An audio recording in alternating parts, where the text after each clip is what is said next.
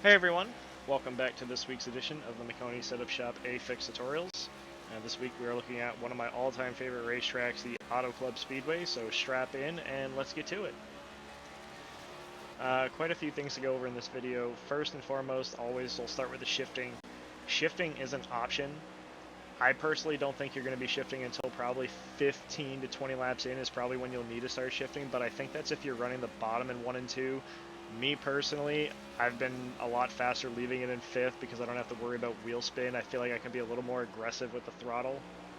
Uh, with 4th gear, with how bumpy this racetrack is, if you're in 4th gear and you're trying to get on the gas and you catch a bump the wrong way, you already have a lot of RPM. It's just going to spin the tires that much harder and make it harder to control. But I feel like it's a personal preference. I also think the higher up the racetrack you run, the less you're going to need to shift, right?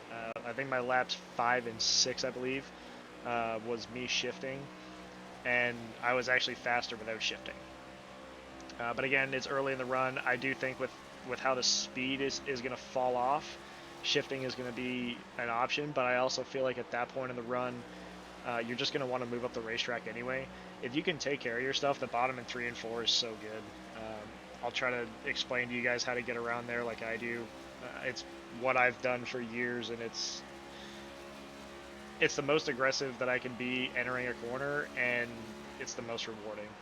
I'll try to go through it, but the top in 3 and 4 is incredibly smooth, and when you watch my laps where I run the top, if you want, you can pick out different points of the video and watch my throttle input, okay? And you can see just how more aggressively I can get into the gas running the top. Even this 3rd lane here, um, look at the throttle, like I can mat it and it's smooth. I don't have to worry about it, and the run that you get down the front straightaway is incredible. And I think the longer you go, if you can take care of your tires, the top in 3 and 4 is going to be really, really good. It's going to make passing difficult. However, this track is so wide, even on old tires, you can run the bottom as long as you don't overdrive and miss your line too badly. You can run the bottom and clear whoever you're trying to pass on before you get to the exit. However, with how this racetrack is, the run that people are going to get off of the corner is what's going to allow them to cross over. If you're significantly faster, hopefully they just push you. If not, then you may have the advantage. Say you make a pass on the bottom in 1 and 2, they cross you over. Well, if they can't get back up and run the top in 3 and 4, and you can run the top in 3 and 4, you're just going to have a really insane run, and you should, in theory, be able to clear them well before you get to turns 1 and 2. Right? That's the in theory part. For me here, you can see we're in 4th gear. I'm a little hesitant to get on the throttle. Um, Shifting when I get onto the back straightaway here. Again, the longer you go, like if you were to try to run 1 and 2 on the bottom in 5th gear, it's going to be pretty bogged down, okay? But here in 3 and 4, I like leaving it in 5th gear, especially for the bump that's near the exit. If I'm in 4th gear and I hit that bump, I'm like a fish out of water, right? I'm swatting flies, trying everything I can not to wreck it, but if I leave it in 5th gear and I kind of just like manage the throttle over that bump, I can still get a pretty good run off, and I feel like I keep it wound up. But once again, like I said, I feel like the longer you go on the run, the top, you're just going to move up higher and higher. Obviously, if everybody's running the top and you need clean air, you're going to want to go to the bottom, so it's important to run the bottom. For 3 and 4 here, when I try to run the bottom, go figure a lap that I run the top. Look at the throttle input. Like, I mean, I'm wide open before I even get to halfway, and just smooth on the wheel, tons of grip. It feels really good. But yeah, so to go into it, to run the bottom, and I've mentioned this in videos before when I've covered Auto Club, but I'll go over it again for anybody who's needs a refresher or is just watching these for the first time. I try to make my arc in 3 and 4 the biggest arc possible. Okay, I don't ever take an arc this big at any other racetrack that we go to, and the reason for this is I've always found that if I get to the white line really early, it's almost like a timing thing. My timing gets thrown off. I got to straighten the wheel up and then crank it again because I feel like I'm going to hit the apron if I don't, and then I lose my momentum through the center. So I take the biggest arc possible. I don't really use a lot of brake unless it's like later in the run, or if I'm in traffic, I'll try to use a little bit of brake to set the nose. But even when I run the bottom here on these laps, if you notice, I'm like tapping the brakes just to try to get some weight to the nose so that I can get some bite. Um, but it's a big wide arc. Okay, I'm easing off the throttle. I'm not jumping out of the throttle. Okay, we're not light switching it, but we're just kind of easing out of the throttle here, right? Letting that car fall to that white line. And look at the steering wheel. I mean, the steering wheel hardly even moves throughout the corner until we get to the part where you kind of catch that bump a little bit. And another trick for Auto Club, it doesn't matter if you run on the top or the bottom. I feel like this should be practiced at most racetracks that you guys race at. But as you're exiting the corner, you don't want to keep feeding wheel into it, right? One, you're going to burn the right front off, and if you're really trying to put some power down, the more wheel input you have in it, the more it's going to want to snap loose, right? So you could feel really tight, and then out of nowhere it's going to snap. Well, it does that because you've got so much wheel into it, and eventually the rear tires are going to break free, okay? I mean, yeah, like, look how much fun this is. In the car, it feels a little bit like closer. For the sake of this video, just to put this in retrospective, the runs that I was doing before this, where I had no pressure of recording, because usually for me, once I hit the wall, I tend to restart anyway.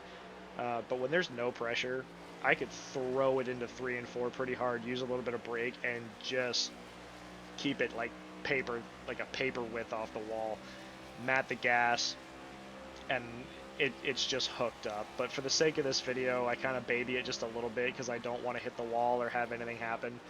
But again, you can see, talking about 3 and 4, 1 and 2 is kind of the same thing as well. Like, I take a pretty big arc into 1 and 2. I don't feel like it's as big of an arc as I take in 3 and 4, and I think that is because of how the front stretch is shaped, right?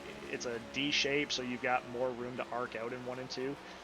However, my theory here is when I run the bottom, I want a nice big arc, so when I get to the white line, I'm not really on it for long. Alright, and somehow, one way or another, for me, I've always saved tires better by doing it, and I'm way faster. Right? It's an interesting little dynamic, to say the least, but it's brought me a lot of success over the years. Also, just to put this out there, I had to get some computer work done. So when I opened up iRacing today, it was like opening iRacing for the very first time. So yes, my volumes are a little off. I try to get my settings back to as close as humanly possible, which is why you'll notice the chase cam is a little different. I couldn't really get it back to looking exactly the way it was. I don't know if it's a resolution thing or what, but nonetheless, here we are. I'll keep messing with the volumes. I was doing a little volume test before this, and this is what I felt wasn't ear deafening. So again, I'll mess with the volumes and the replays and stuff, and try to get that sorted out. Anyway, another thing too is I don't typically like to cross seams, but I'm here at Auto Club. I don't know if it's just the server, the setup, or what the deal is. Maybe it's just the generation that I got for this server. In 1 and 2, I found it to be a little bit tighter than 3 and 4.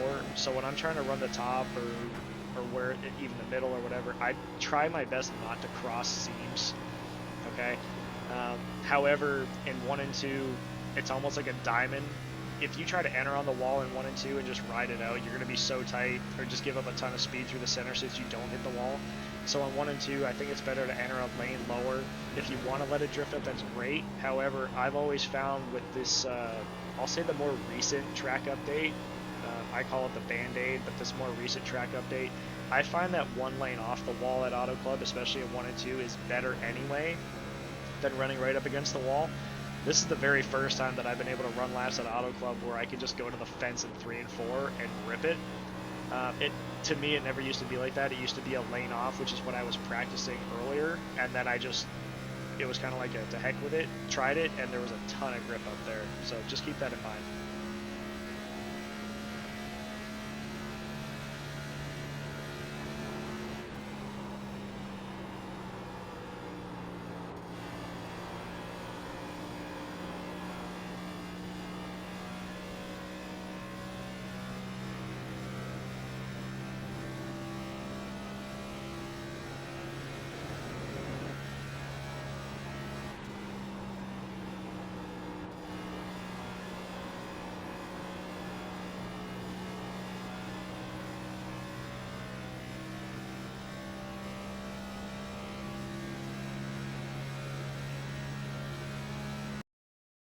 Okay, guys, a couple quick things I wanted to go over real fast before we close this out. If you notice on the quiet lap in 1 and 2, you'll see I ran the bottom, 5th gear. I felt like it was pretty bogged down. However, if you see, as I started coming up off the corner out of 1 and 2, I kind of got a little free, and that's the balance that I'm talking about. Okay, you can, in theory, I would rather run 4th gear down there. However, if you hit a bump like that, that little bit of looseness that I had in 5th gear, I feel like is exaggerated by like 8 if I was in 4th gear, and it just makes it really difficult. But as the tires wear out and the speed slow down, I think you're going to be able to get over that bump easier because the car is going to be off the ground, right? You don't have the same amount of speed. You're not creating that same amount of downforce. You're not going to be into the track as much. And the other thing too to keep in mind is this is solo car. It's going to drive a little similar in dirty air. However, the draft is going to make you naturally tighter, I would imagine, especially at a racetrack like this. So it's going to be very important to choose your lanes wisely and commit to it. All right, I talked about this during Kansas as well. You want to pick a lane and try to commit to it. If a guy in front of you runs the same lane, obviously you want to adapt. Dirty air is killer, right? But you don't want to be changing lanes in the middle of the corner, right? That's usually where you get into trouble. This is a fun racetrack, in my honest opinion. You can race around here a lot, um, and it tends to be a lot of fun. I mean, especially when you can put it right up against the fence and have a go at it. 3 and 4 is pretty good for that. You can do it in 1 and 2. I just don't think you're going to want to stay up against the fence quite like 3 and 4 because of how much momentum you're going to give up in the corner. All right, real quick here, we'll take a look at the tires. So this is 10 laps, by the way, guys. 86, 87 on the right sides in 10 laps. Imagine trying to do 30 laps here. These things are going to be shredded, right? Tires are going to be important. You got to save them.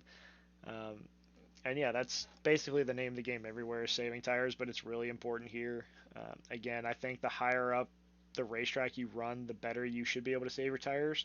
If I was to go full tire save mode, obviously I think you just run the bottom on both ends, especially with how much slower the bottom is in 1 and 2. Um, Again, if you are running the bottom, be mindful of the guys that are running the top. They're going to have a lot of momentum. Okay. Um, Things can happen if you're trying to leave a lane. Make sure you like stay a lane off the wall so that they can have their lane. Otherwise, if you come up and somebody's got a big run on the top, it's not as easy for them to try to cross over. Just little things like that to be mindful. Just racecraft stuff like that. All right, guys, that'll just about do it for this week's video. As always, if you find that this video is helpful, please consider leaving a like. If you have any questions, comments, concerns, anything you want to discuss, any feedback of any sort, please leave a comment down below. I try to get to these as much as I can throughout the week.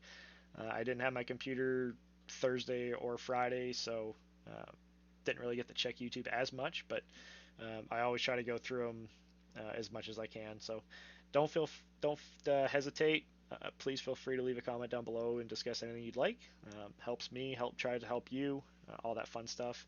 And lastly, if you're not already subscribed, please consider hitting that subscribe button, ring the notification bell so you can see these videos every Monday when they're posted on the Maconi YouTube page. All right, guys, best of luck this week, and we'll see you out on the track.